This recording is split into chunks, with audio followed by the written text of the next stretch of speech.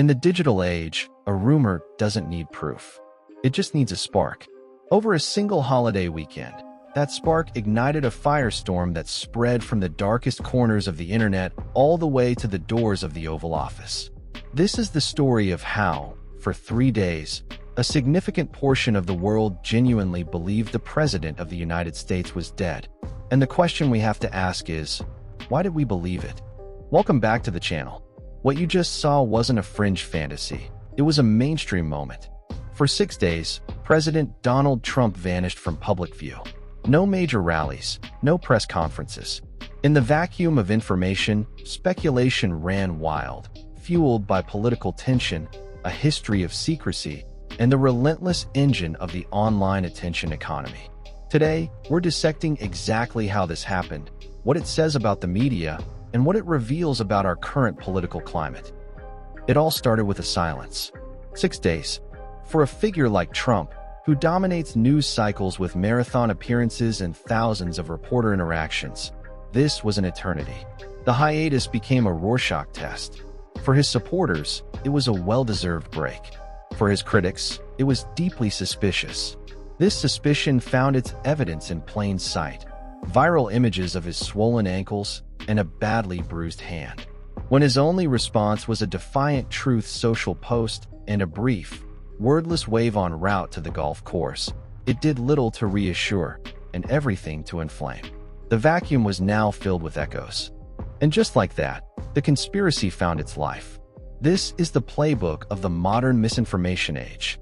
It starts on fringe platforms, where any theory is valid. Then, it's picked up by political influencers who understand engagement. The algorithm favors outrage and curiosity. Soon, the clues are everywhere, analyzing his gait, his complexion, the timing of posts. It morphs from a question, "Is he okay?" to a statement, "He's dead," and they're covering it up. The sheer volume of content creates its own validation. If millions are talking about it, there must be something to it, right? But why this rumor? Why now? The context is everything. We are living in a political gerontocracy. The national conversation is already hyper-focused on the age and health of our leaders. We just witnessed President Biden's campaign collapse under the weight of this very scrutiny.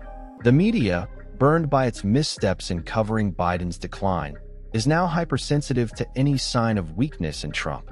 Compounding this is Trump's own long history of medical obfuscation. From a doctor's note, he apparently dictated himself to the stark contrast between his rosy COVID prognosis and the reported reality that he was severely ill. This history of opacity makes any period of silence instantly suspicious. When Trump finally emerged, his response was a mix of dismissal and political counterattack. He claimed the rumors were crazy and promoted by the fake news media. But in the same breath, he weaponized the event to draw a contrast with Biden. The irony, of course, is palpable. This is a figure who has actively trafficked in health-related conspiracies about his opponents. This is the pot calling the kettle black, but in an arena where hypocrisy is often overshadowed by the sheer volume of the accusation. It highlights a perceived double standard that fuels distrust on all sides. So what's the bottom line? The weekend Trump died wasn't an anomaly, it's a blueprint. It's a case study in how modern political narratives are born.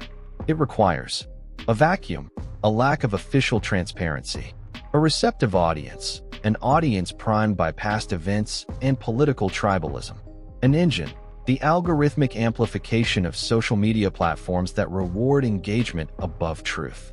In an era where weakness is a political liability and misinformation is a currency, these health scares, real or imagined, are no longer a bug in our system. They are a feature. They will happen again. The only question is, who will be the target next time? What did you think? Were you aware of these rumors over the weekend? Do you think the media has a double standard? Let me know your thoughts in the comments below. If you found this deep dive interesting, please hit that like button and subscribe for more content breaking down the headlines. Thanks for watching. See you in the next one.